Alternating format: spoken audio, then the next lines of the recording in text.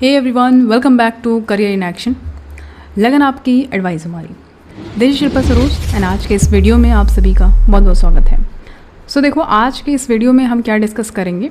तो पहले मैं कुछ चीज़ें बता दूं आपको कि ये जो पेपर आज हम सॉल्व करने वाले हैं, ये माइन सुपरवाइज़र एग्ज़ाम जो हुआ था आपका 19 जनवरी 2025 को, ठीक है, जनवरी में हुआ था। और किसके द्वारा किया गया था? GMRDS, ठीक है, यानी कि Gujarat minerals research and development society के द्वारा ये एग्ज़ाम कंडक्ट करवाया गया था। तो समझ में क्या आ रहा है कि भैया माइनिंग का क्वेश्चन होगा। यही मुझे भी लगता था, क्योंकि हम इसकी प्रिपरेशन नहीं करवा रहे हैं, ठीक है, इसके रिलेटेड कोई कोर्स नहीं है हमारे पास, बिकॉज हम लोग माइनिंग इंस्पेक्टर पे ज़्यादा जोर देते हैं, सबको पता है। तो अभी क्या हुआ कि बहुत सारे स्टूडेंट्स का ये डिमांड आ रहा था कि मैम आप इसका भी कोर्स लॉन्च करिए, ऐसा ऐसा। तो हमने एक्चुअल में सिलेबस देखा ही नहीं था इसका। मुझे लगा कि सिलेबस इसका अलग होगा, थोड़ा डिफरेंट होगा। तो फिर जब सिलेबस देखा तो मैक्सिमम पोर्शन उसमें जियोलॉजी का मुझे दिख रहा है। और फिर जब मैंने इसको पेपर को देखा तो मुझे फिर यही समझ में आया कि भाई पूरा तो जियोलॉजी ही है, ठीक है। मतलब 50 क्वेश्चन आए हैं और 50 जो है पूरा आपका जियोलॉजी बेस्ड है। अब सोच लो, अब ऐसा भी नहीं है कि बहुत हार्ड क्वेश्चन आया, हार्ड लेवल का क्वेश्चन पूछ लिया, नहीं। अब जब क्वेश्चन देखोगे आप तो आपको खुद समझ में आएगा कि कितना बढ़िया क्वेश्चन है, ईजी लेवल का क्वेश्चन आया था कि आप लोग आराम से इसको क्लियर कर सकते थे। तो चलो फिर बढ़ते हैं आगे बिना देरी करते हुए। आज की क्लास में हम 50 MCQ सॉल्व करेंगे, ठीक है। टोटली किस पे बेस्ड है? जियोलॉजी सब्जेक्ट पे बेस्ड है। क्वेश्चंस देखना, मज़ा आएगा आपको। और इसका जो PDF अगर आपको चाहिए तो आप हमारा ऐप डाउनलोड कर सकते हो। Career in action app search करेंगे आप गूगल प्ले स्टोर पे, वहाँ से आप उसको डाउनलोड करने के बाद फिर जब आप जाओगे फ्री मटेरियल्स में आपको दिख जाएगा साइड में, फ्री मटेरियल्स में आपको PYQs में आपको ये चीज़ मिल जाएंगी, ठीक है। इसका PDF अगर आपको चाहिए तो आप वहाँ से डाउनलोड कर सकते हो। बाकी कोई कन्फ्यूज़न हो तो दिए गए नंबर पे कांटेक्ट कर सकते हैं। बाकी आप इंस्टाग्राम और व्हाट्सएप पे मैसेज कर सकते हो इस नंबर पे, और मुझे फॉलो भी कर सकते हो, ठीक है। अच्छा, दो चीज़ है, करियर इन एक्शन को फॉलो कर लीजिएगा पहली बात तो इंस्टाग्राम पे, राइट। उसके बाद आप मुझे भी फॉलो कर सकते हो, मेंटोर शिल्पा सरोज लिखेंगे आ जाएगा, ठीक है। मेंटोर शिल्पा सरोज ऑफिशियल, मुझे भी फॉलो कर सकते हैं आप वहाँ पे, ओके। चलो स्टार्ट करते हैं। सबसे पहला क्वेश्चन हमारा क्या कहता है, जल्दी जल्दी देखते हैं इसको। ओके, देखिए सबसे पहला क्वेश्चन हमारा क्या कहता है। क्वेश्चन नंबर 1 है। क्वेश्चन नंबर 1 आपका क्या आया था? What drive the phenomena of plate tectonics. अब सबसे पहले आपका प्लेट टेक्टोनिक्स से ही क्वेश्चन आ गया है, जो बहुत ही इंपॉर्टेंट क्वेश्चन था। और ये तो हम प्लेट टेक्टोनिक्स स्टार्टिंग में ही आपको डेमो क्लास में ही मिल जाएगा। जो भी आप कोर्स अगर खरीदते हो माइनिंग इंस्पेक्टर का, तो उसमें आपको ये वाला जो टॉपिक है, इसको मैंने डेमो क्लास में भी डाला हुआ है, चाहो तो वहाँ से भी आप इसको देख सकते हैं। तो जब प्लेट टेक्टोनिक्स की बात हुई है तो इसको मैं कैसे ना समझाऊँ आपको, ठीक है। थोड़ा सा तो बताऊँगी कैसे क्या हुआ है, बहुत छोटे अगर स्तर पे मुझे बताना हो तो कैसे बताऊँगी। तो पहले क्वेश्चन में क्या कह रहा है? What drives the phenomena of plate tectonics, मतलब क्या इसमें मेजर रोल प्ले करता है, कौन ये फेनोमेना यानी कि जो प्लेट टेक्टोनिक्स है उसको ड्राइव कौन करता है? Convection current, thermal conduction, solar energy या फिर इरोजन। तो सब तो इतना पता होगा सबको कि इरोजन का यहाँ कोई काम ही नहीं है, ठीक है। अब प्लेट टेक्टोनिक्स की बात हो रही तो सोलर एनर्जी कहाँ से आ जाएगा, राइट, ये तो होगा ही नहीं। तो अब यहाँ पे होता है कि बचता है 2, थर्मल कंडक्शन। अब थर्मल कहाँ से आ जाएगा इसमें? कुछ भी। तो बचा क्या? कन्वेक्शन करंट, ठीक है। राइट आंसर क्या हो जाएगा आपका? कन्वेक्शन करंट हो जाएगा, ठीक है। अब यहाँ पे हम समझते हैं कि होता क्या है एक्चुअल में। बहुत जल्दी, बहुत छोटे टाइम में बताती हूँ आपको, जल्दी से देखिए, ठीक है। देखो, तो प्लेट टेक्टोनिक्स की हम बात कर रहे थे, समझते हैं इसको जल्दी से। प्लेट टेक्टोनिक्स ये समझना ज़रूरी है। कोई भी एग्ज़ाम देने जाओगे तो अगर आपका कॉन्सेप्ट क्लियर नहीं है तो परेशान हो जाओगे आपकी मैं करूँ क्या, राइट। तो प्लेट टेक्टोनिक्स का जो थ्योरी है, इसका आइडिया की अगर हम बात करते हैं, ठीक है, इसको मैं लिख दे रही हूँ थ्योरी, ठीक है। तो इसका जो थ्योरी है, इसकी शुरुआत जो है वो किसने की थी? अल्फ्रेड वैगनार ने की थी, ठीक है। अल्फ्रेड वैगनार ने कब की थी? 1912 में की थी। तो उन्होंने नोटिस किया कि भैया ये जो कॉन्टिनेंट जो है हमारा, ठीक है, कॉन्टिनेंट यानी कि जो आपका था कि पहले पूरा कॉन्टिनेंट एक जैसा था, अभी ना अलग हो गया है। अभी ना यहाँ पे जैसे मान लीजिए ये आपका एशिया हो गया, राइट, ये आपका जो है नॉर्थ अमेरिका हो गया, ये आपका साउथ अमेरिका हो गया, इधर अफ्रीका हो गया, ठीक है, इधर ऑस्ट्रेलिया हो गया और इंडिया इसी में आ जाएगा, एशिया में, ठीक। तो अभी यहाँ पे बात हम ये कह रहे थे कि मतलब अल्फ्रेड वैगनार ने ये नोटिस किया कि जो कॉन्टिनेंट है वो जैसे एक जाइंट पज़ल का पीस नहीं होता है वैसा दिखता है, ठीक है, जो परफेक्टली क्या हो, एक दूसरे में फिट होते हैं। जैसे पज़ल होता है ना, जैसे मान लीजिए यहाँ पे है, यहाँ पे कुछ पज़ल है, ऐसे से बना है, तो सब फिक्स जैसे नहीं होता है, उस तरीके से इनको लगा कि सब एक पज़ल का पीस हैं जो परफेक्टली क्या है, एक दूसरे में फिट होते हैं। जैसे अफ्रीका और साउथ अमेरिका, ठीक है, अफ्रीका कहाँ, यहाँ है, और साउथ अमेरिका कहाँ है, साउथ अमेरिका यहाँ है, ठीक है। तो इस तरीके से तो उन्होंने जैसे इसका जो डायग्राम, जैसे जो साउथ अमेरिका का पोर्शन है और जो अफ्रीका का पोर्शन, अगर मैं इसको ज्वाइंट कराऊँ तो ये पूरा क्या होंगे, एग्जैक्टली अपने साइज पे फिट हो जाएंगे। तो इससे हमें क्या समझ में आता है कि जो हमारा पहले जो कॉन्टिनेंट रहा होगा वो क्या था, सब एक में ही अटैच था, जिसको हम पंजिया बोलते हैं। क्या बोलते हैं, पंजिया बोलते हैं, ठीक है। यानी कि ये पूरा एक में ही समाहित था। अलग अलग तब हुए हैं जब हम यहाँ पे कॉन्टिनेंटल ड्रिफ्ट पढ़ेंगे तब। तो होता क्या है यहाँ पे, तो उन्होंने देखा कि धीरे धीरे अपने जो प्रेजेंट पोजीशन है उनसे क्या हुए, वो मूव हुए हैं, ठीक है, सेपरेट हुए हैं। तो इस बात को सपोर्ट करने के लिए उन्होंने क्या किया, fossils, rocks, mountains, ancient climate, जो भी एविडेंस है वो सबका ब्यौरा लिया और ये समझा कि भाई कहीं ना कहीं ये चीज़ें सही हैं, ठीक है। तो उन्होंने ये नहीं बताया कि कॉन्टिनेंट कैसे मूव करते हैं, इसलिए उनका जो कॉन्सेप्ट है वो अधूरा रह गया, अल्फ्रेड वेगनार का। अब फिर इसी कॉन्सेप्ट को, ठीक है, तो इन्होंने किसका कॉन्सेप्ट दिया था, कॉन्टिनेंटल ड्रिफ्ट का, कॉन्टिनेंटल ड्रिफ्ट का, ठीक है। लेकिन जब क्वेश्चन ये पूछता है, प्लेट टेक्टोनिक्स की बात करता है, तो आपको लगाना पड़ेगा क्या, टूजो विल्सन, ठीक है। इन्होंने 1960 में जो है मॉडर्न प्लेट टेक्टोनिक्स थ्योरी को क्या किया, दिया, ठीक है। इस कॉन्सेप्ट को आगे बढ़ाया इन्होंने, टूजो विल्सन, क्योंकि इन्होंने तो अपनी बात अधूरी रखी, ठीक है, उनका जो कॉन्सेप्ट है वो अधूरा रह गया। तो इन्होंने जो है इसको आगे लेके आए और मॉडर्न प्लेट टेक्टोनिक्स थ्योरी दी इन्होंने। और इन्होंने बताया कि जो आपका अर्थ है, ठीक है, जो अर्थ है, राइट, अर्थ का जो आउटर शेल है, राइट, आउटर शेल, जो आउटर शेल है, यानी कि लिथोस्फेयर की बात कर रहे हैं, ये लिथोस्फेयर की बात कर रहे हैं। तो जो लिथोस्फेयर है वो रिजिड प्लेट में क्या है, रिजिड प्लेट्स में डिवाइडेड है, ठीक है, और मेंटल के ऊपर फ्लोट कर रहा है, ठीक है, मेंटल के ऊपर क्या कर रहा है, फ्लोट करता है और स्लोली मूव करता है। कहने का मतलब ये कहना चाहते हैं कि जो प्लेट मूवमेंट अलग तरीके से यहाँ पे होता है। जब आप प्लेट बाउंड्रीज पढ़ेंगे तो कन्वर्जेंट प्लेट बाउंड्रीज पढ़ते हो, कन्वर्जेंट, डाइवर्जेंट, ठीक है, और एक क्या होता है, ट्रांसफॉर्म। तो इन सब का मेन अगर मैं बोलूँ आउटपुट क्या होगा, तो इन सब के वजह से ही जो है आपका माउंटेन्स, राइट, माउंटेन्स, आपका अर्थक्वेक, ठीक है, वोल्केनो, ये सब होता है, ठीक। तो जब आप ये प्लेट बाउंड्रीज पढ़ेंगे तो आपको दिखेगा कि भैया जैसे मान लीजिए कुछ लैंड मास यहाँ पे है, कुछ लैंड मास यहाँ पे है, तो जैसे ही लैंड मास आएगा तो क्या होगा कि ये ऊपर की तरफ एक दूसरे में समा जाएंगे, ठीक है, इसको कन्वर्जेंट बोलते हैं। डाइवर्जेंट प्लेट बाउंड्रीज में क्या होता है कि जैसे ये प्लेट बाउंड्रीज हैं तो इसका आधा हो जाएगा और ये पीछे की तरफ जाने लगेंगे, सेपरेट होने लगेंगे एक दूसरे से, ठीक है। और जो ट्रांसफॉर्म प्लेट बाउंड्री वो एक साथ चलते हैं, जब प्लेट बाउंड्रीज, ठीक है, एक साथ चलें और एक डायरेक्शन में जाएँ, ठीक है। तो इसको हम जो आप डाइवर्जेंट पढ़ते हैं तो एक जो प्लेट्स हैं वो क्या होते हैं, आपस में सेपरेट हो जाते हैं, एक दूसरे से सेपरेट होते हैं, ठीक है। और कन्वर्जेंट क्या होते हैं, कोलाइड कर जाते हैं, एक दूसरे से कोलाइड कर जाते हैं इस तरीके से, ठीक है, जिससे आपका बनता है क्या, माउंटेन्स वगैरह। और ट्रांसफॉर्म में तो मैंने बताया कभी कभी एक दूसरे के साथ स्लाइड करते हैं, ठीक है, ट्रांसफॉर्म। तो इन मूवमेंट की वजह से क्या होता है, आपको बताया मैंने, माउंटेन, अर्थक्वेक, वोल्केनो, ठीक है, और ओशन बेसिन बन। तो ये समझ में आया कि जो मॉडर्न प्लेट टेक्टोनिक थ्योरी है वो किसने कब दी और किसने इसको आगे लेके पूरा कॉन्सेप्ट को क्लियर किया, ठीक है। तो क्वेश्चन में यहाँ से बोल रहा है, देखो, what drives the phenomena of plate tectonics. तो plate tectonics is driven by convection current, ठीक है, कहाँ पे, मेंटल। तो अब यहाँ पे आप समझो अर्थ का जो कोर है, ठीक है, यानी कि ये कोर हो गया, ये मेंटल हो गया और ये आपका क्रस्ट हो गया, right. This is core, mental, crust, core, mental, crust, ठीक। तो कोर तो बहुत ज़्यादा हीट है यहाँ पे, समझ पा रहे हो। तो हीट जब ऊपर की तरफ आएगा यानी कि मेंटल के पास जब आएगा तो मेंटल क्या करेगा, उसको जो आपका हीट है अर्थ सरफेस के अंदर में उससे सर्कुलेट होना स्टार्ट करेगा और प्लेट का जो मूवमेंट है वो स्टार्ट होगा आगे बढ़ना। तो मेंटल यहाँ से क्या करेगा, जो आपका हीट है, अर्थ के कोर में जो हीट है उसके वजह से जो मेंटल मटेरियल है वो सर्कुलेट होना स्टार्ट करेगा और प्लेट्स को क्या करेगा, मूव कराएगा। तो इस convection current is responsible for driving the plate tectonics. Okay, तो राइट आंसर आपका ए हो जाएगा।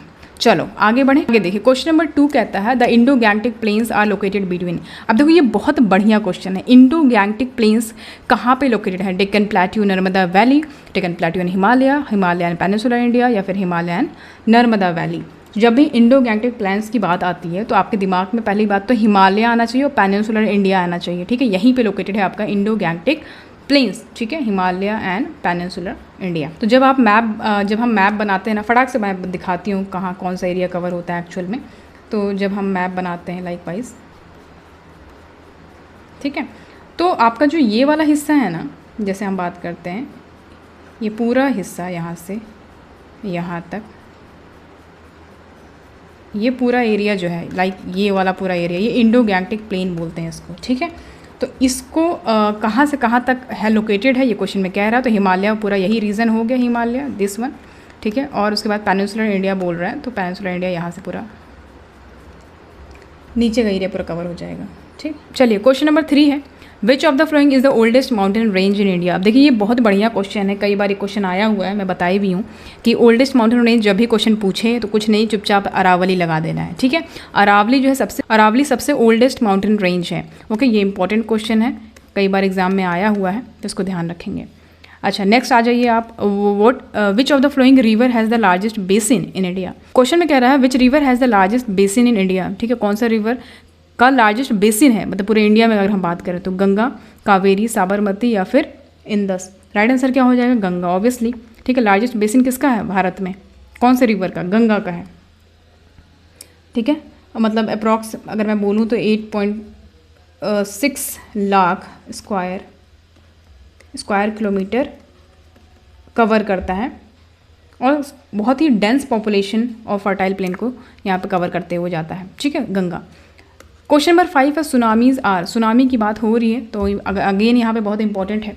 सुनामी का क्वेश्चन दिया हुआ कि सुनामी क्या है? Sea waves caused by sudden subsidence of sea floor, seismic waves occurred in the desert, seismic waves in the air, type of seismograph. अब सुनामी जो है एक टाइप का सेस्मोग्राफ थोड़ी है, ये क्वेश्चन में होगा ही नहीं। Seismic waves in the air, अच्छा हवा में कहाँ से सुनामी आ जाएगा भैया, ये तो होगा ही नहीं। Seismic waves occurred in the desert, अच्छा डेजर्ट में अब कहाँ से सेस्मिक वेव्स उत्पन्न होने लगे, ये भी नहीं होगा। सो बचा क्या आपका? Sea waves caused by sudden subsidence of the sea floor. Sea floor में अगर सबसिडेंस होता है जिसके वजह से जो लहर है, मतलब जो आपके समुद्र का जो लहर मतलब वेव्स हैं वो बहुत तेज़ी से ऊपर की तरफ उठती हैं, उसी को हम सुनामी बोलते हैं। अब आप ये भी नोटिस करोगे जब आपका वोल्केनिक इरप्शन होता है या लैंडस्लाइड होता है जिसके वजह से सी फ्लोर डिस्टर्ब हो जाती है, ठीक है, तो फिर आपका जनरेट होता है tsunami and the your option A will be correct, ठीक है, ये सही हो जाएगा।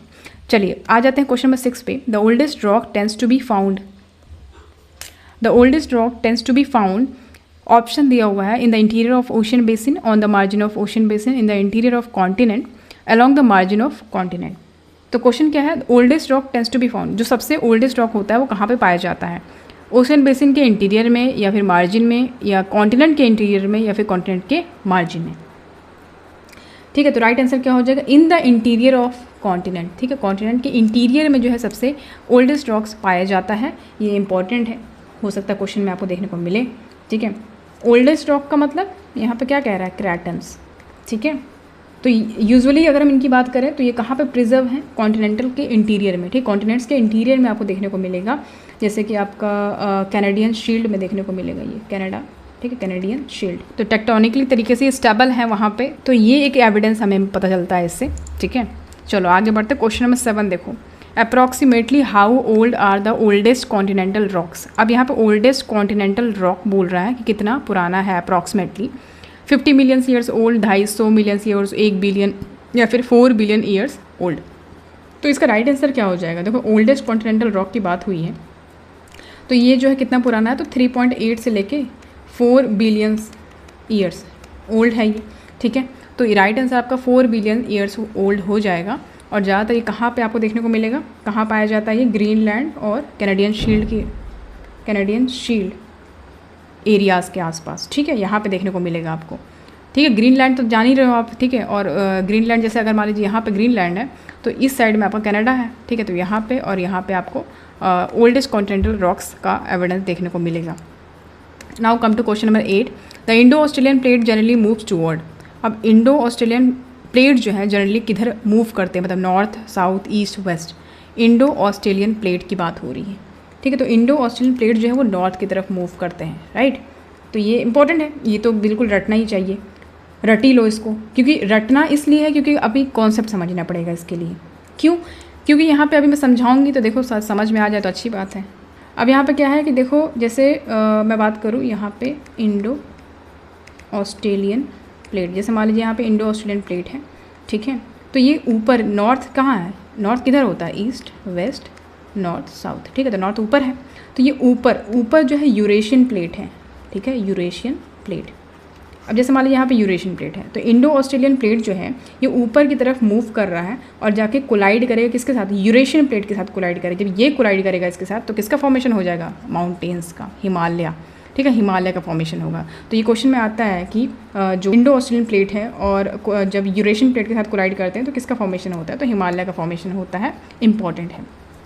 आ जाओ क्वेश्चन नंबर 9 की तरफ। अब elastic rebound theory is related with, अब देखो बढ़िया क्वेश्चन है, क्वेश्चन बढ़िया पूछा है, हो सकता है आपके एग्जाम में ये देखने को मिले, ठीक है। Elastic rebound theory is related to, तो ये जो थ्योरी है किससे रिलेटेड है, अर्थक्वेक, वोल्केनो, प्लेट टेक्टोनिक्स या फिर कॉन्टिनेंटल ड्रिफ्ट, ठीक है।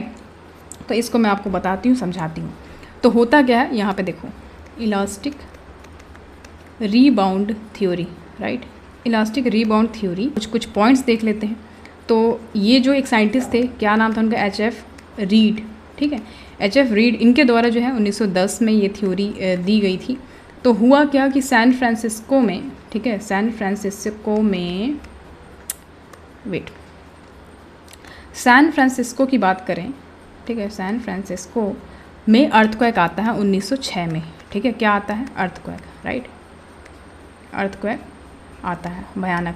तो इसको स्टडी करने के बाद जो है इन्होंने ये कॉन्सेप्ट दिया था, इलास्टिक रिबाउंड थ्योरी, ठीक है। अब इसमें होता क्या है कि कैसे, मतलब ये समझते हैं कैसे मतलब अर्थक्वेक आता है। इन्होंने ये समझा, अर्थक्वेक जब हो गया तो उसको स्टडी वगैरह करा, तो इन्होंने समझा क्या कि भैया अब कुछ समझा होगा तभी तो ये इलास्टिक रिबाउंड थ्योरी का नाम दिया इन्होंने। तो क्या समझा वो हम देखते हैं। तो कहते हैं कि अर्थक्वेक जो है कैसे आता है। अब कोई रबड़ है, रबर बैंड है मान लीजिए, अब रबर बैंड को जैसे मान लीजिए पहले रबर बैंड इतना था, तो आपने इसको खींचा, इधर भी खींचा, इसको भी खींचा, तो खींचने के बाद क्या होगा, ये बहुत लंबा हो जाएगा ना, खींच दोगे तो क्या हो जाएगा, लंबा हो जाएगा। लेकिन जो एक लिमिट होता है, उस लिमिट को अगर क्रॉस कर दोगे तो ये रबर बैंड क्या हो जाएगा, टूट जाएगा, राइट, टूट जाएगा। तो उसी चीज़ को यहाँ पे समझाया गया है कि जो अर्थक्वेक है, तो पहली बात तो ये, जैसे आप अर्थक्वेक यहाँ पे चल रहा है, ठीक है, बहुत प्रेशर लग रहा है, यहाँ पे जब पहुँचता है तो यहाँ पे इसकी क्षमता होती है कि भैया ये जो है इस टाइप से कर सकते हैं इसको, यहाँ पे क्षमता है कि ये अपने पोजीशन तक आ जाता है, ठीक है। यहाँ तक क्या होता है कि वो अपने पोजीशन तक आ सकता है वापस, ठीक है, जितना भी इस पर प्रेशर लगे, इलास्टिसिटी बढ़ते जा रहा है तो वो अपने पोजीशन पे आ सकता है। लेकिन जैसे वो यहाँ पहुँचता है तो अपना जो पोजीशन है उसका वो ओरिजिनल स्टेट में नहीं रहता है, उसमें चेंजेस आ जाते हैं, बिकॉज बहुत ज़्यादा स्ट्रेस पड़ा है उस पर, उसकी वजह से। और वो जो स्ट्रेस बहुत ज़्यादा अगर वो लिमिट को क्रॉस कर देता है, ठीक है, लिमिट क्रॉस करता है, तो वो वहाँ पर रप्चर हो जाता है और फिर यहाँ पर आपका आता है क्या, अर्थक्वेक, ठीक है। तो ये यहाँ पे ये पूरा पोजीशन एक्चुअली में ये समझाने के लिए था आपको, और जब मैं इसका एक्चुअल डायग्राम दिखाऊंगी तो वो कुछ इस तरीके से है, ठीक है। जैसे मान लीजिए यहाँ पे कोई स्ट्रेन नहीं लग रहा है, ठीक है, और ये आपका जो है बाउंड्रीज़ हैं, ठीक है, ये मान लीजिए आपका बाउंड्री है दोनों, ठीक है, और ये आपका फॉल्ट प्लेन है। अब जैसे स्ट्रेन यहाँ पे लगा, ठीक है, जब यहाँ पे स्ट्रेन लगा आपका, तो वो जो आपका ये जो मैं प्लेन दिखा रही थी, ये जो आपका रॉक बेड्स हैं, ये कैसे हो जाएगा, ये कुछ इस तरीके से हो जाएगा, ठीक है, देखो किस तरीके से, और ये यहाँ पे फॉल्ट प्लेन यहाँ पे इस तरीके से, ठीक, समझ पा रहे हो, ये देखो किस तरीके से स्ट्रेन यहाँ पे हुआ है और खिसक गई है प्लेट बाउंड्रीज। फिर जब अर्थक्वेक आ जाता है, ठीक है, अर्थक्वेक जब आ जाता है तो ये वाला जो हिस्सा है ये पूरी तरीके से रप्चर हो जाता है, और ये हिस्सा, ठीक है, ये वाला जो देख रहे हो फॉल्ट प्लेन कुछ इस तरीके से था, ठीक है, आपका जो बाउंड्रीज है वो कुछ इस तरीके से था, स्ट्रेन यहाँ पे कोई भी स्ट्रेन नहीं पड़ा किसी भी तरीके से, ठीक है। तो यहाँ पे जब आप देखेंगे दूसरे स्टेज में जहाँ पे स्ट्रेस बहुत ज़्यादा पड़ा है, तो उस केस में जो आपका बाउंड्रीज है वो कुछ इस तरीके से हो जाएगा, ठीक है, इस तरीके से हो जाएगा। लेकिन जब अर्थक्वेक हो जाता है तो अर्थक्वेक होने के बाद वो पूरा जो आपका एरिया है, जो बाउंड्री है, वो पूरी तरीके से क्या हो जाएगा, रप्चर हो जाएगा, खिसक जाएगी पूरी। अर्थक्वेक आता है तो क्या होता है, पूरा जो आपका रास्ता है वो क्या हो जाता है, टूट जाता है, इधर हो जाता है, इधर हो जाता है, स्लाइड हो जाता है पूरी तरीके से। समझ रहे हो? तो ये चीज़ें यहाँ पे हम समझने वाले थे, ठीक है। तो हम क्या समझ रहे थे कि देखो रॉक्स स्ट्रेस की वजह से जो आप बेंडिंग देखते हैं, ठीक है, बेंड, उसको हम क्या बोलते हैं, इलास्टिक डीफॉर्मेशन, इलास्टिक डीफॉर्मेशन। अब देखो यहाँ पे होता क्या है कि जब स्ट्रेस ज़्यादा हो जाता है, देखो यहाँ पे जब स्ट्रेस बहुत ज़्यादा हो जाता है, ठीक है, यहाँ पे देखें, जब स्ट्रेस बहुत ज़्यादा हो जाता है तो रॉक सडनली क्या होते हैं, ब्रेक हो जाते हैं, तो या फिर फॉल्ट स्लिप करते हैं। यहाँ पे फॉल्ट क्या हो, स्लिप हो गया, ठीक है, ब्रेक हो जाते हैं। तो जो स्टोर्ड एनर्जी यहाँ पे था वो क्या होगा, जो स्टोर्ड एनर्जी थी वो रिलीज़ होगी in the form of earthquake, ठीक है, in the form of earthquake, ठीक है। फिर रॉक्स जो है अपने जगह पे स्नैप बैक कर लेते हैं, यानी कि जिसको हम इलास्टिक रीबाउंड बोलते हैं, ठीक है। यही यहाँ पे इंपॉर्टेंट था। तो यहाँ पे समझना ये था, इस sudden release of store energy को हम क्या बोलते हैं, अर्थक्वेक इसके वजह से होता है। क्वेश्चन में कह रहा था आपसे elastic rebound theory is related to, तो आंसर क्या हो जाएगा, अर्थक्वेक। ओके, तो अगर कोई पूछे कि क्या है इलास्टिक रीबाउंड थ्योरी, तो सिंपल बताना है कि इनके द्वारा ये प्रपोज किया गया था, और इस थ्योरी में ये एक्सप्लेन किया गया है कि जो अर्थक्वेक है ये तब होता है जब सडन रिलीज हो स्ट्रेन एनर्जी जो रॉक्स में होती है उसके द्वारा, ठीक है, तब ये आपका अर्थक्वेक सडनली रिलीज होता है। चलो come to question number 10, which of the following are the most destructive wave. अब क्वेश्चन में कह रहा है कि सबसे मोस्ट डिस्ट्रक्टिव वेव कौन सा है, ठीक है। तो अगेन ये इंपॉर्टेंट क्वेश्चन है। तो क्वेश्चन में आपसे कह रहा है कि सबसे मोस्ट डिस्ट्रक्टिव वेव बताइए आप। ऑप्शन में दिया है L wave, P and S wave, देखो अलग अलग दिया है। तो इसको हम प्राइमरी वेव बोलते हैं, ठीक है, सबको पता है। एस वेव को हम क्या बोलते हैं, सेकेंडरी वेव, राइट। और इन दोनों को हम बॉडी वेव्स बोलते हैं, बॉडी वेव्स, ओके। और यहाँ पे एल वेव्स देख रहे हो, P and waves, S wave तो होगा ही नहीं क्योंकि हम यहाँ पे ऑलरेडी बताए हैं। एल वेव्स जो है आपका क्या हो जाएगा, लव वेव बोलते हैं इसको। एक और ऑप्शन में होता है जिसको हम क्या बोलते हैं, रीले वेव्स, क्या बोलते हैं, रीले वेव्स, ठीक है, वो ऑप्शन में दिया नहीं है। लव वेव्स और रीले वेव्स, इन दोनों को हम क्या बोलते हैं, सरफेस वेव, ठीक है। तो बॉडी वेव्स और सरफेस वेव आपको याद रखना है। और अगर क्वेश्चन में ये पूछ रहा है कि मोस्ट डिस्ट्रक्टिव क्या है, तो दोनों ही है आपका, लव वेव और रीले वेव दोनों ही डिस्ट्रक्टिव हैं, ठीक है। लेकिन तो इस तरीके से आंसर क्या होना चाहिए, सरफेस वेव होना चाहिए। लेकिन यहाँ पे अगर आपको एक दिया है ऑप्शन में तो एल वेव आपका राइट आंसर हो जाएगा। समझ पा रहे हो? इस तरीके से इसको हम सॉल्व करते हैं, ओके। तो लव वेव जो है ना, लव वेव की अगर हम बात करते हैं तो वो कुछ इस तरीके से पूरे बिल्डिंग को हिला देता है, और पहले तो बिल्डिंग को हिलाएगा, ठीक है। और मूवमेंट देख लो इसका, तो मूवमेंट इसका ऐसे और ऐसे दोनों ऐसे ऐसे अप एंड डाउन भी कर रहा है, ऊपर से हिला भी रहा है उसको, बिल्डिंग्स को इस तरीके से गिराता है, ठीक है। और जब हम रीले वेव की बात करते हैं तो रीले वेव पूरी तरीके से रोलिंग करता है, पूरी तरीके से रोल कर करके घुमाता है, तो बहुत ज़्यादा खतरनाक है, डिस्ट्रक्टिव है, ठीक है। मतलब ये दोनों बहुत स्लो होते हैं, स्लोवेस्ट तरीके से मूव करते हैं, बट सबसे ज़्यादा डैमेज करने वाले हैं ये दोनों वेव्स, क्योंकि सरफेस पर ट्रैवल करते हैं, तो इसलिए ये बहुत ज़्यादा मतलब डिस्ट्रक्टिव है, ठीक है। बॉडी वेव्स तो इंटरनल में ट्रैवल करती है अर्थ की, लेकिन ये तो सरफेस पे ट्रैवल कर रहे हैं ना, ऑब्वियसली ये बहुत ज़्यादा डिस्ट्रक्टिव होगा, ठीक है। चलो आ जाओ क्वेश्चन नंबर 11 पे। क्वेश्चन नंबर 11 क्या कहता है देखते हैं।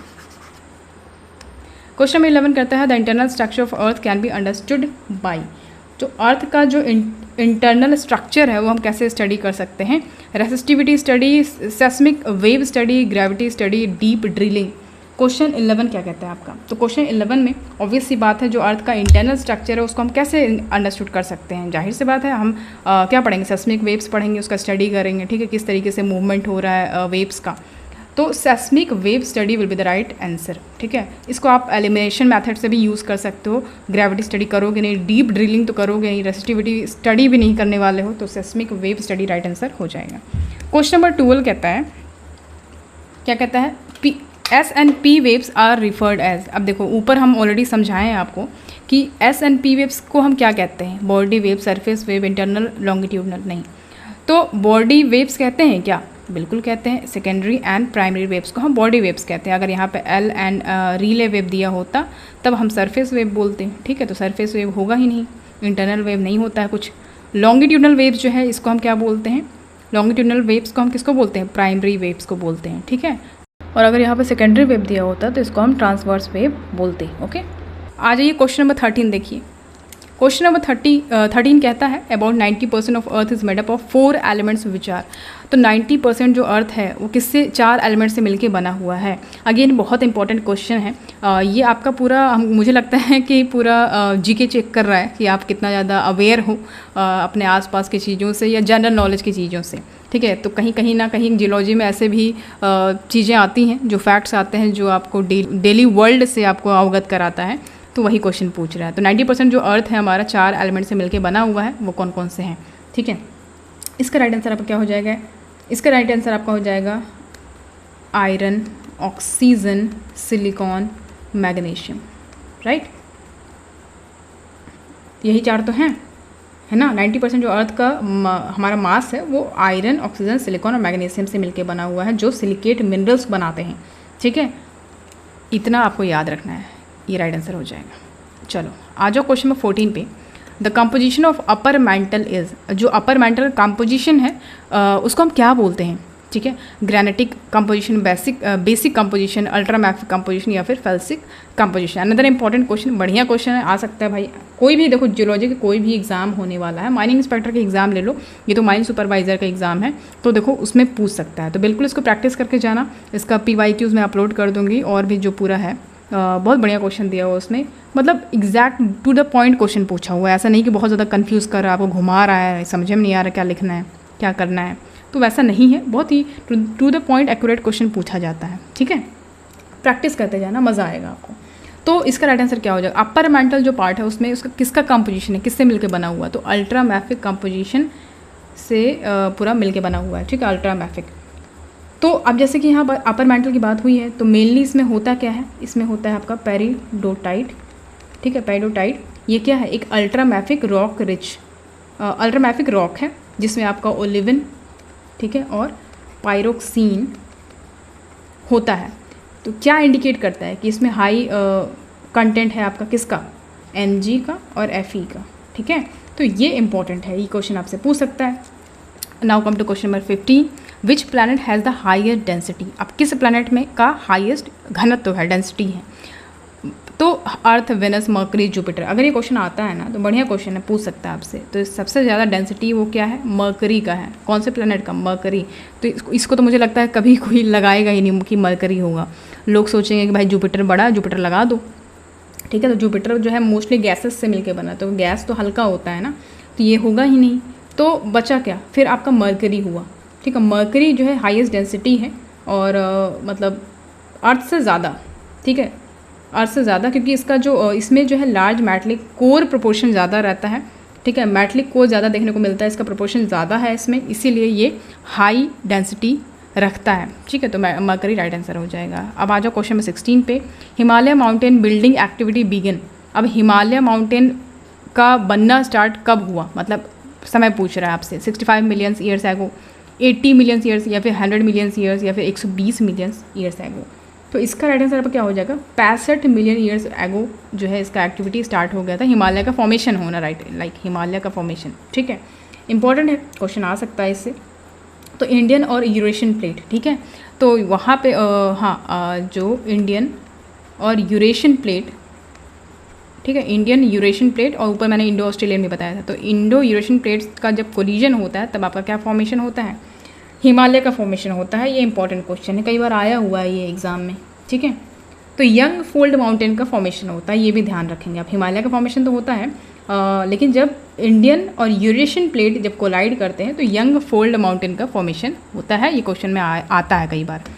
आ जाओ नेक्स्ट क्वेश्चन नंबर 17 कहता है द ओशन फ्लोर रिप्रेजेंट। अब ओशन फ्लोर क्या रिप्रेजेंट करता है, ठीक है, तो मैंने आपको 2 चीज़ें बताई थी। एक तो बताया था आपको कॉन्टिनेंटल क्रस्ट, कॉन्टिनेंटल क्रस्ट, ठीक है, और एक बताया था मैंने आपको oceanic crust, oceanic crust.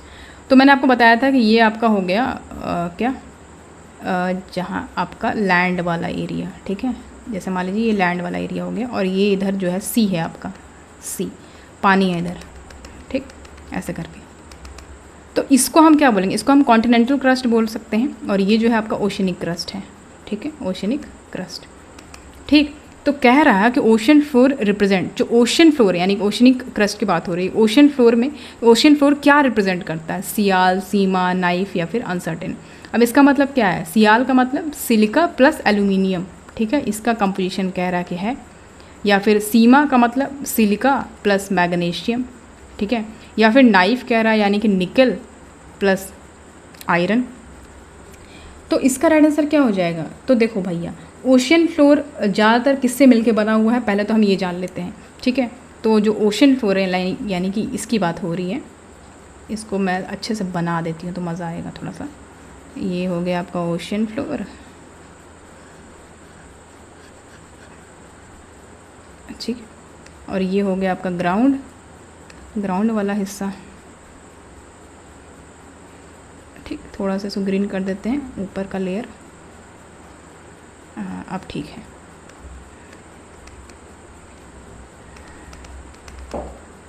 Right, ये हो गया आपका।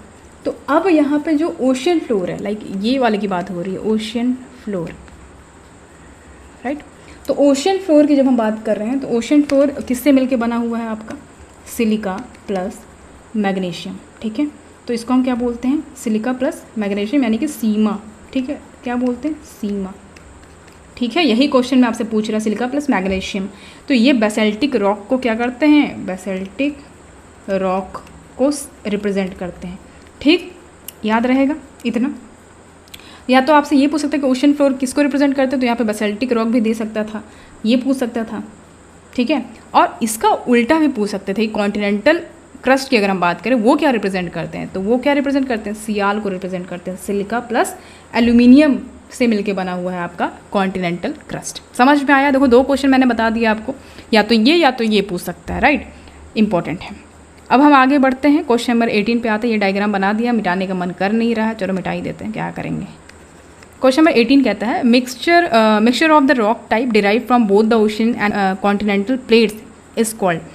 क्वेश्चन में कह रहा है कि ऐसे रॉक्स जो ओशनिक और कॉन्टिनेंटल प्लेट्स से दोनों के मिक्सचर से हमें जो रॉक टाइप मिलते हैं उसको हम क्या बोलते हैं, इसके किस टाइप के रॉक होते हैं, इक्लोगाइट या ओफियोलाइट या फिर ग्रेनाइट या पेरिडोटाइट, ठीक है, पेरिडोटाइट। तो कौन से रॉक होते हैं, रॉक टाइप होते हैं, क्वेश्चन में ये कह रहा है। तो उसको हम ओफियोलाइट बोलते हैं, ठीक है। इंपॉर्टेंट है, बढ़िया क्वेश्चन है, क्वेश्चन पूछ सकता है, ठीक। तो ओफियोलाइट जो है इसको हम बोलते हैं कि इसका मतलब एक ऐसा रॉक असेंबलेज है, ऑब्वियसली कैसे फॉर्म होता है, ओशनिक क्रस्ट और अपर मैंटल का जो मटेरियल है, ठीक है, इनके मिक्सचर से जो है ये फॉर्म होता है ओफियोलाइट रॉक टाइप। इंपॉर्टेंट है, क्वेश्चन आपसे पूछ सकता है। तो टेक्टोनिक प्रोसेस के द्वारा जो एक्चुअल में फॉर्म होता है ये, ठीक है, मिक्स हो जाते हैं रॉक टाइप, तो ये ओफियोलाइट कहलाते हैं। तो ये क्वेश्चन आ सकता है। क्वेश्चन नंबर 19 कहता है the mountain buildings with deformation of earth crust refers to. अब यहाँ पे कह रहा है कि अर्थ क्रस्ट का पहले तो डिफॉर्मेशन होता है, डिफॉर्मेशन की वजह से माउंटेन बिल्डिंग का फॉर्मेशन होता है। तो ये किस मूवमेंट के द्वारा हो रहा है, ओरोजेनिक मूवमेंट, एपिरोजेनिक मूवमेंट, एपिजीन या फिर आइसोस्टेसी। ऑब्वियसली एपिजीन तो होगा नहीं, आइसोस्टेसी अलग कॉन्सेप्ट है, ये नहीं है। तो एपिरोजेनिक मूवमेंट नहीं, ये भी नहीं है। ओरोजेनिक मूवमेंट राइट आंसर आपका हो जाएगा। अब एक्चुअल में ये होता क्या है, तो ओरोजेनिक मूवमेंट जो है ये लार्ज स्केल पे होता है, कंप्रेशनल फोर्स लगता है, ठीक है, जिसके वजह से जो फोल्ड है, ठीक है, फोल्डिंग होती है, ठीक है, और आपका थ्रस्ट फोल्ड, ठीक है, और जो आपका क्रस्ट है वो क्या डिफॉर्म होने लगता है, जिसके वजह से माउंटेन्स का फॉर्मेशन हो जाता है, माउंटेन फॉर्मेशन। तो फोल्डिंग, जैसे मान लीजिए कोई रॉक बेड्स है, वो फोल्डिंग जब फोल्डिंग पड़ती है ना तो रॉक बेड्स कुछ इस तरीके से हो जाता है, ठीक है, फोल्ड पड़ जाते हैं, कुछ इस तरीके से हो जाता है। जो इस तरीके से होगा तो ऑब्वियसली बात है ये क्या होगा, माउंटेन्स का फॉर्मेशन होगा। Okay, now come to question number 20। Question number 20 कहता है Mount Everest is composed of. अब माउंट एवरेस्ट जो है ये हिमालय, ऑब्वियसली माउंट एवरेस्ट जो है इस कम्पोज किससे मिलके बना हुआ, मतलब लाइक सैंडस्टोन, लाइमस्टोन, शेल या फिर नेसेस। तो जाहिर सी बात है ये किससे मिलके बना है, लाइमस्टोन, ठीक है। माउंट एवरेस्ट जो है मतलब प्राइमली अगर हम देखें तो सेडिमेंट्री रॉक से मिलके बना हुआ है, स्पेशली मराइन लाइमस्टोन, ठीक है, मराइन लाइमस्टोन और डोलोमाइट, ठीक है। तो ये सब अपलिफ्ट हो गए जब ओरोजेनी हुआ आपका हिमालय का, तो ये अपलिफ्ट होकर ऊपर आ गए और इसी सब का कंपोजिशन इसमें देखने को मिलेगा हमें माउंट एवरेस्ट में। बढ़िया क्वेश्चन है यार, इंपॉर्टेंट है, बढ़िया आ सकता है एग्जाम में आपके, फर्दर जो भी एग्जाम होने वाले हैं उसमें। क्वेश्चन नंबर 21 देखें, the process of weathering leads to. अब इतना अच्छा क्वेश्चन है, देखो अब इसमें क्या ही बताएंगे। कह रहा है कि जो वेदरिंग का प्रोसेस होता है इसकी वजह से क्या हो सकता है, loss of silica, increase of silica, no change in silica या फिर अनसर्टेन। इसका राइट आंसर क्या हो जाएगा, सिलिका ऑब्वियसली क्या हो जाएगा, लॉस हो जाएगा यहाँ पे, ठीक है। वेदरिंग क्या करता है, वेदरिंग है उससे क्या होता है, रॉक्स में जो सिलिका की मात्रा होती है उसको रिमूव कर देते हैं और उसकी जगह पे क्या किससे भर देते हैं, एल्यूमिना से, ठीक है, जिसकी वजह से किसका फॉर्मेशन होता है, लैटराइटिक सॉइल का, लैटराइटिक सॉइल का फॉर्मेशन होता है ट्रॉपिकल रीजन में, ट्रॉपिकल रीजन्स में, ठीक। तो राइट आंसर ये हो जाएगा। Now come to question 22, the composition of sial is. अब देखो अगेन वही आपसे पूछ लिया, कॉन्टिनेंटल क्रस्ट की बात कर रहा है, ठीक, कॉन्टिनेंटल क्रस्ट। तो मैंने आपको ओशनिक क्रस्ट क्या बताया था कि वहाँ पे बेसाल्टिक रॉक्स पाए जाते हैं, तो ये तो होगा ही नहीं, ठीक है। तो फिर क्या होगा, तो यहाँ पे देखें ग्रेनाइटिक रॉक्स इसका राइट आंसर आपका हो जाएगा, ओके। तो composition of sial is granitic composition, ठीक है। सियाल सिलिका प्लस एल्यूमिनियम ये क्या रिप्रेजेंट करते हैं, कॉन्टिनेंटल क्रस्ट को रिप्रेजेंट करते हैं, ओके, याद रहेगा, कॉन्टिनेंटल क्रस्ट को रिप्रेजेंट करते हैं जिसमें आपका ग्रेनाइटिक रॉक्स पाया जाता है। आइए क्वेश्चन नंबर 23 देखिए, the mixture of 3 parts of ultramafic and 1 part of basalt is called. अब देखो ये कुछ डिफरेंट क्वेश्चन है ना, आया तो है नहीं कभी एग्जाम में, देखते हैं इसको। अब यहाँ पे बोल रहा है कि mixture of 3 parts of ultramafic and 1 part of basalt is called. इसको हम क्या बोलते हैं, इसको हम बोलते हैं पायरोलाइट। क्या बोलते हैं, पायरोलाइट। तो पायरोलाइट जो है ये क्या है, एक हाइपोथेटिकल रॉक है, लिख दे रही हूँ यहाँ पे, हाइपोथेटिकल रॉक कंपोजिशन। इसका कंपोजिशन क्या है, जिसमें ये यहाँ पे लिखा हुआ है mixture of 3 parts of ultramafic, ठीक है। अल्ट्रामैफिक मतलब पेरिडोटाइट जो बताया था ऊपर, ठीक है, और 1 पार्ट बेसल्ट का। ये सब रिप्रेजेंट करता है अर्थ का अपर मैंटल, ठीक है, अर्थ का अपर मैंटल रिप्रेजेंट करता है, तो ये समझना ज़रूरी था, इंपॉर्टेंट है। क्वेश्चन नंबर 24 देखिए, the thickness of core is about. तो कोर का थिकनेस बोल रहा है, अगेन इंपॉर्टेंट, अर्थ का कोर ये है, मैंटल है एंड देन क्रस्ट है। तो जो अंदर वाला हिस्सा है, ठीक है, इसका थिकनेस बोल रहा है कि इसका जो मोटाई है वो कितना है, 4000 किलोमीटर, 3471 किलोमीटर, या फिर 2515 किलोमीटर, या फिर 2100 किलोमीटर। तो इसका राइट आंसर क्या हो जाएगा, 3471 किलोमीटर, ठीक है। रट लो इसको, इंपॉर्टेंट है, आएगा एग्जाम में। क्वेश्चन नंबर 25 है, the temperature of the core is. अब टेम्परेचर पूछ रहा है, तो टेम्परेचर अगेन इंपॉर्टेंट है। तो राइट आंसर आपका क्या हो जाएगा, 6000, ठीक है, 6000 डिग्री सेल्सियस जो है आपका टेम्परेचर हो जाएगा कोर का, ठीक है, इनर कोर की बात कर रहे हैं। तो ये जो अंदर का कोर है ना, ये बहुत ज़्यादा सॉलिड होता है क्योंकि वहाँ पे बहुत ज़्यादा प्रेशर पड़ता है और यहाँ पे काफ़ी ज़्यादा रेडियो एक्टिव एलिमेंट्स आपको मिलेंगे, ठीक है, हैवी मेटल्स। चलो क्वेश्चन नंबर 26 देखिए, the mantle and core are separated by which discontinuity. तो डिसकंटिन्यूटी का अलग क्लास हुआ था, उसको समझाया था मैंने, अभी यहाँ पे अब नहीं बताऊँगी क्योंकि क्लास ऑलरेडी बहुत लंबा होता जाएगा। तो डिसकंटिन्यूटी यहाँ पे क्या होता है, तो यहाँ पे डिसकंटिन्यूटी, यहाँ पे क्वेश्चन पूछ रहा है कि मेंटल, देखो यहाँ पे ये कोर है, ये मेंटल है, और ये आपका क्या हो गया, इसको मैं इस तरीके से बना सकती हूँ, ठीक है, ये कोर है, मेंटल है, और ये क्रस्ट है, राइट, क्रस्ट। तो इस जोन को, ये जोन इस जोन से जब इसको क्या होता है, सेपरेट करता है, तो एक जोन होता है, एक डिसकंटिन्यूटी आती है बीच में, ठीक है, एक ट्रांजिशन जोन बनता है, उस जोन को हम बोलते हैं डिसकंटिन्यूटी। और यहाँ पे देख रहे हो आप, मेंटल और कोर जब सेपरेट होते हैं, ठीक है, मतलब कि कोर और मेंटल जब सेपरेट होते हैं एक दूसरे से, तो ये किस डिसकंटिन्यूटी के द्वारा ऐसा होता है। तो आंसर ऐसा क्या हो जाएगा, गुटेनबर्ग डिसकंटिन्यूटी, ठीक है, मेंटल और कोर जब सेपरेट होते हैं, bye which discontinuity, Gutenberg discontinuity. और गुटेनबर्ग डिसकंटिन्यूटी जो है 2900 किलोमीटर तक वहाँ पे लाई करता है, और मेंटल और आउटर कोर से सेपरेट होता है, ठीक है। तो राइट आंसर ये हो जाएगा।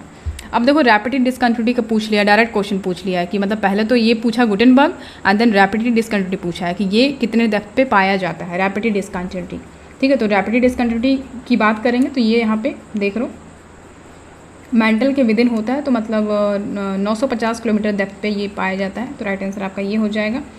और नेक्स्ट क्वेश्चन देखो, क्वेश्चन 28 है, the plastic layer of the mental इस टर्म है। इसको मैंने 50 बार बताया है कि जहाँ प्लास्टिक टर्म आया हो या प्लास्टिक लेयर बोल रहा हो मेंटल का, तो उसको हम क्या बोलते हैं, एस्थेनोस्फेयर, लिथोस्फेयर, मेसोस्फेयर, बैरिस्फेयर। भैया ये 3 तो होगा ही नहीं, आंसर होगा आपका एस्थेनोस्फेयर। कई बार बताया मैंने इसको और ये आ भी गया है। एस्थेनोस्फेयर को हम क्या बोलते हैं, प्लास्टिक, ठीक है, क्योंकि ये पार्शियली मोल्टन जोन होता है मेंटल का, और बीनीथ द लिथोस्फेयर होता है। तो ये तो लिथोस्फेयर तो होता ही नहीं फिर तो, ठीक है, लिथोस्फेयर के ठीक नीचे होता है, और जहाँ पे प्लेट मूवमेंट्स जो है वो क्या करते हैं, मूव कर, ठीक है। तो प्लास्टिक लेयर कहा जाता है इसको, इंपॉर्टेंट है। क्वेश्चन नंबर 29 है, in the Zawar area of Rajasthan the mineralization took place in the rocks belonging to. अब कह रहा है कि जवार एरिया जो है आपका राजस्थान में, जवार माइंस, तो मिनरलाइजेशन जो वहाँ पे होता है रॉक्स में, वो किस ग्रुप्स को या किस सिस्टम को बिलोंग करते हैं, अरावली ग्रुप, अरावली सिस्टम, दली ग्रुप, पोस्ट दली ग्रुप, या फिर पैलेजोइक रॉक्स। इसका राइट आंसर आपका क्या हो जाएगा, अरावली सिस्टम। ठीक है, अरावली सिस्टम के टाइम को यानी बिलोंग करते हैं ये रॉक्स यहाँ पे जो हैं। ठीक है सर, यहाँ पे किस चीज़ का माइंस है, यहाँ पे लेड जिंक। ठीक है, लेड जिंक इंपॉर्टेंट है, कई बार एग्जाम में आया हुआ है। ओके, अब आ जाओ नेक्स्ट। यहाँ पे एक टर्म लिखा हुआ है ग्रीसेनिसिंग, इसको लिख लो, ऐसे लिखते हैं इसको, ग्रीसेनिसेशन। ठीक है, ग्रीसेनिसेशन एक्चुअल में ये वर्ड है। ठीक है, ग्रीसेनिसेशन जो है ये एक प्रोसेस है, किसका प्रोसेस है, पैगमेटाइट alteration, metasomatic alteration, magmatic alteration. तो राइट आंसर आपका हो जाएगा मेटासोमैटिक अल्ट्रेशन। ठीक है, अब होता क्या है इसमें, ये जो ग्रीसेनिसेशन जो है एक मेटासोमैटिक प्रोसेस है जहाँ पे ग्रेनाइट या फिर पैगमाटाइट, ठीक लिख दे रही हूँ यहाँ पे, ग्रेनाइट या फिर पैगमाटाइट ये अल्टर्ड हो जाते हैं फ्लूइड के द्वारा। ठीक है, जब इसमें चेंजेस आ जाते हैं जिसकी वजह से क्या होता है कि किसका फॉर्मेशन होता है, क्वार्ज। ठीक है, टॉपज या फिर इस तरीके से और भी जो मिनरल्स है उसका फॉर्मेशन हो सकता है। तो ये एक प्रोसेस है जिसमें क्या होता है, अल्ट्रेशन हो जाता है ड्यू टू फ्लूइड। अब इसके वजह से चेंजेस हो जाते हैं मिनरल्स में, तो ये फॉर्मेशन हो जाता है। ठीक है, तो ये याद रखेंगे। 31 देखें, bog iron ore is. Bog iron ore जो है ये क्या है, ऑर्गेनिक ओरिजिन है, बायोकेमिकल ओरिजिन है, केमिकल ओरिजिन या बायोलॉजिकल ओरिजिन है। तो बॉग आयरन ओर जो है ये क्या है, ये केमिकल ओरिजिन है। ठीक है, इंपॉर्टेंट है, याद रखेंगे इसको, केमिकल ओरिजिन है।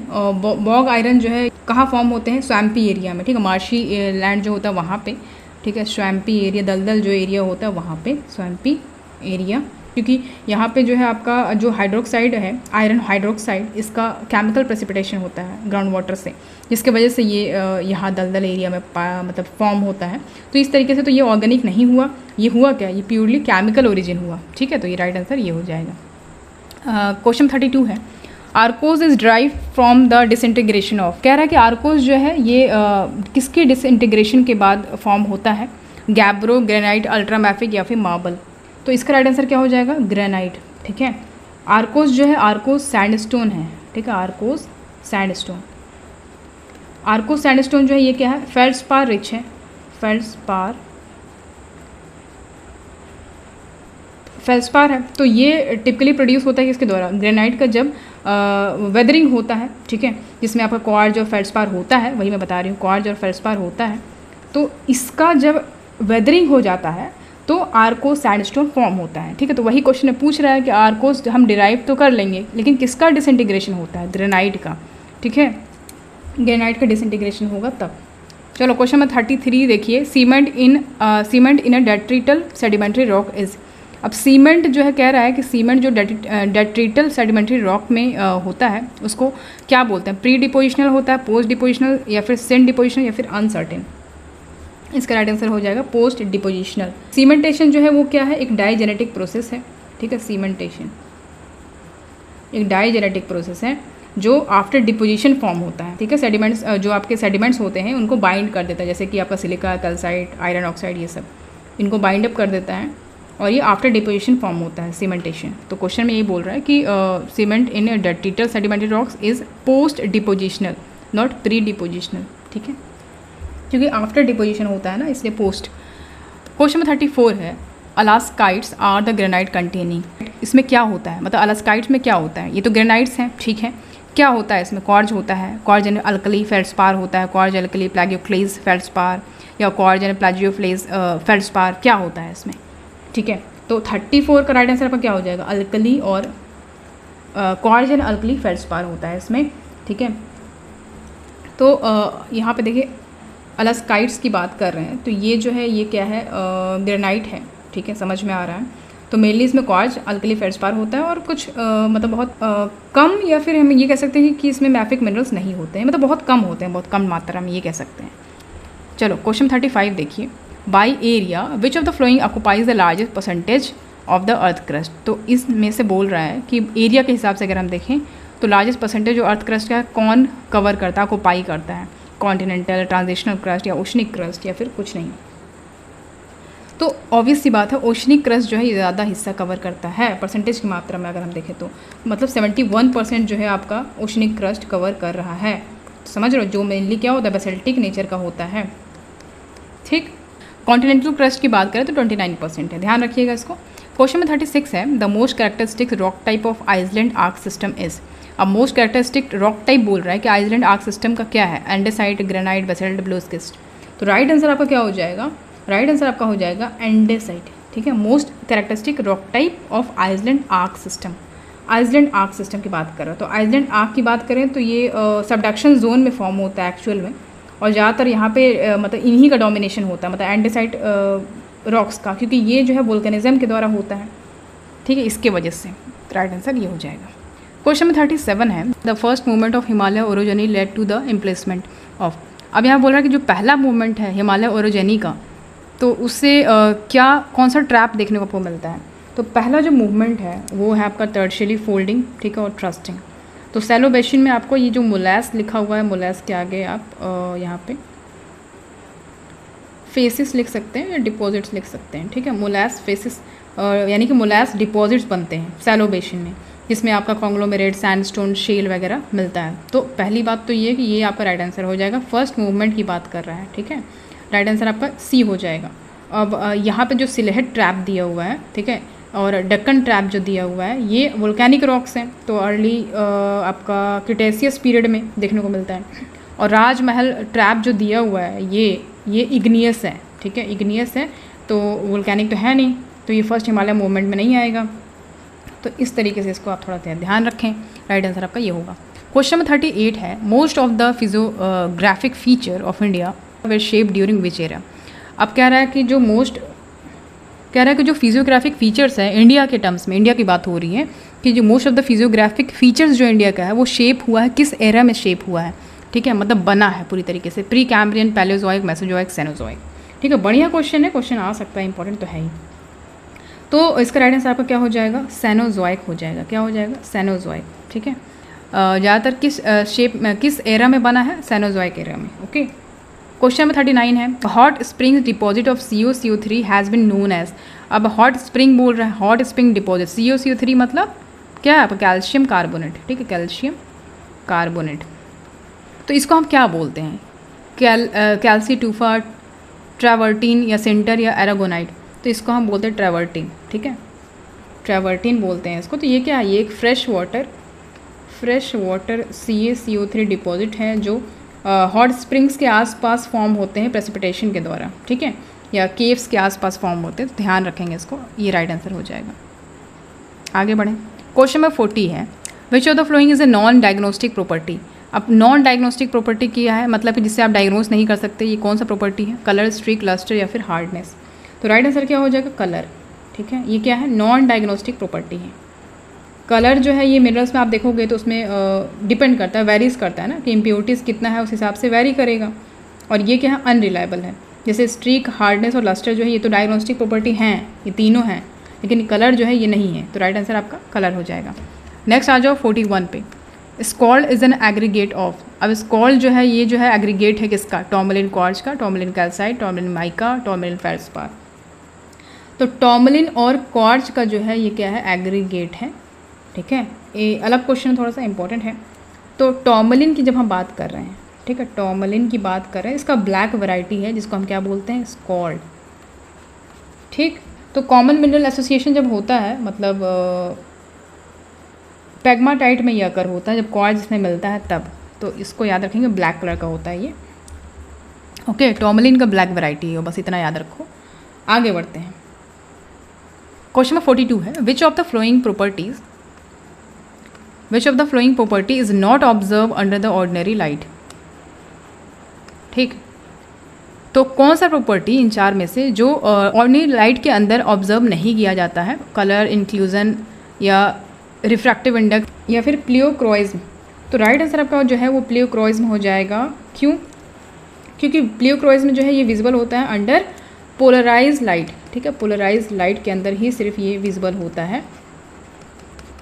और ऑर्डिनरी लाइट जो है ये क्या शो करते हैं, कलर शो करते हैं, इंक्लूजन शो करते हैं और रिफ्रैक्टिव इंडेक्स शो करते हैं। ठीक है, तो प्लियोक्रोइज्म में जो है ये पोलराइज लाइट के अंडर में ही जो है क्या करेगा, शो विजिबल होगा, शो करेगा, इसलिए राइट आंसर आपका ये हो जाएगा।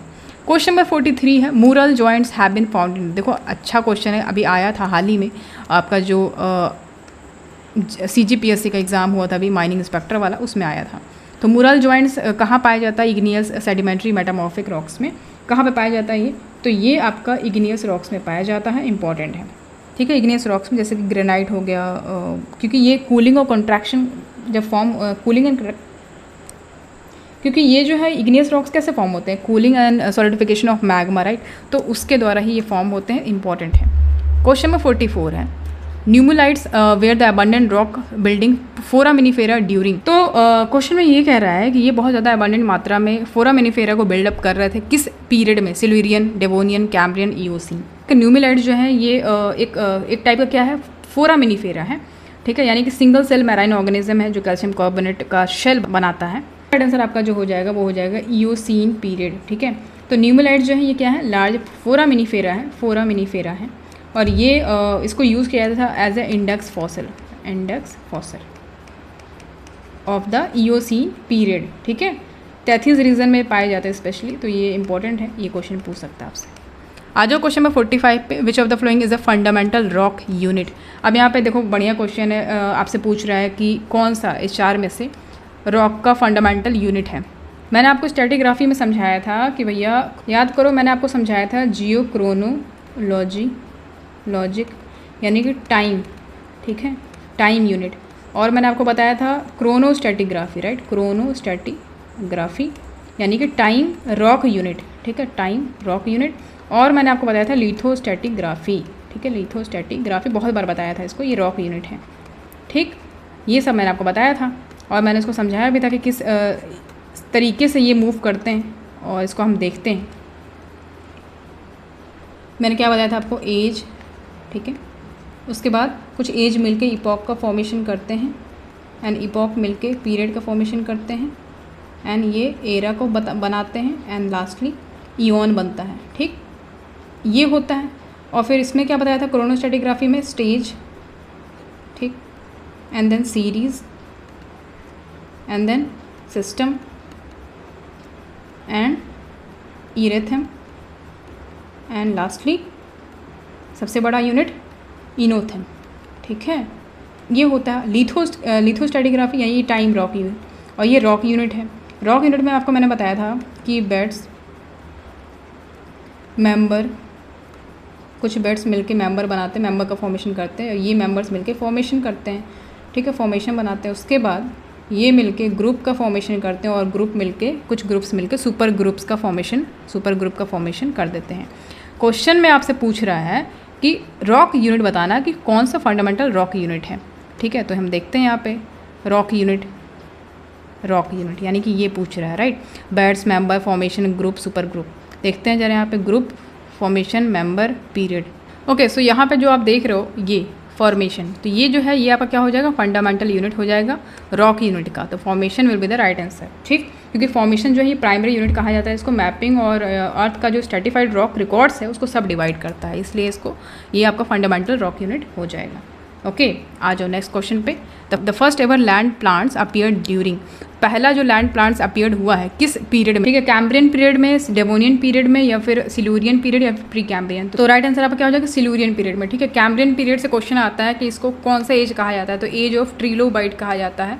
ट्रिलोबाइट्स बहुत इंपॉर्टेंट है ये, है ना, तो ये इंपॉर्टेंट हो जाता है। उसके बाद यहाँ पर डेवोनियन पीरियड भी है। डेवोनियन पीरियड को एज ऑफ फिश कहा जाता है, ये बहुत इंपॉर्टेंट है, एज ऑफ, तो डेवोनियन पीरियड को एज ऑफ फिश कहा जाता है, बहुत इंपॉर्टेंट है इस। और जो क्वेश्चन है यहाँ पे कि फर्स्ट एवर लैंड प्लांट्स कब अपीयर्ड हुए, सिल्यूरियन पीरियड में हुए, ये बहुत इंपॉर्टेंट है, ठीक। आ जाओ नेक्स्ट क्वेश्चन 47 है। The most common rocks of Vindhya super group are, the most common rock type Vindhya super group का क्या हो जाएगा? Shale, limestone, sandstone, granite. तो यहाँ पर देखो राइट आंसर आपका क्या हो जाएगा? तो राइट आंसर आपका सैंडस्टोन हो जाएगा, ठीक है। ये विंध्या सुपर ग्रुप में जो मोस्ट कॉमन रॉक है वो सैंडस्टोन है, ठीक। ज़्यादातर इसमें इसी का डोमिनेंसी ज़्यादा है, सैंडस्टोन का और शेल का, ठीक है।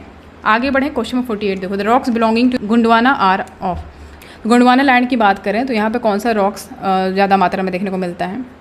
नहीं, क्वेश्चन में कह रहा है कि the rocks belongings to Gondwana are of which origin, यानी कि जो रॉक्स पाए जाते हैं गोंडवाना में वो किस ओरिजिन के हैं? फ्लूवियल ओरिजिन, ग्लेशियल, एओलियन, या फिर मैराइन ओरिजिन। बढ़िया क्वेश्चन है। क्वेश्चन इसका राइट आंसर आपका हो जाएगा ग्लेशियल ओरिजिन, ठीक है। गोंडवाना सीक्वेंस की अगर हम बात करें तो ये कब से स्टार्ट हुआ है? ये तो आपका ग्लेशियल डिपॉजिट से हुआ है ना एक्चुअल में, ठीक है, लेट कार्बोनिफेरस ग्लेशिएशन जब हुआ था भारत में, तब से चल रहा है, तब से ये फॉर्मेशन हुआ है, गोंडवाना सीक्वेंस बना है। ठीक है, तो इसको ध्यान रखेंगे। आगे बढ़ें, question number 49, second last question है। The Punjab salt range is a type area for the Punjab salt range is the type area for which period, Cambrian, Jurassic, Cretaceous या फिर ईओसीन। इसका राइट आंसर आपका हो जाएगा कैम्ब्रियन। ठीक है, पंजाब सॉल्ट रेंज, तो ये जो है सॉल्ट रेंज जो है आपको एग्जैक्टली पाकिस्तान में देखने को मिलेगा। पाकिस्तान,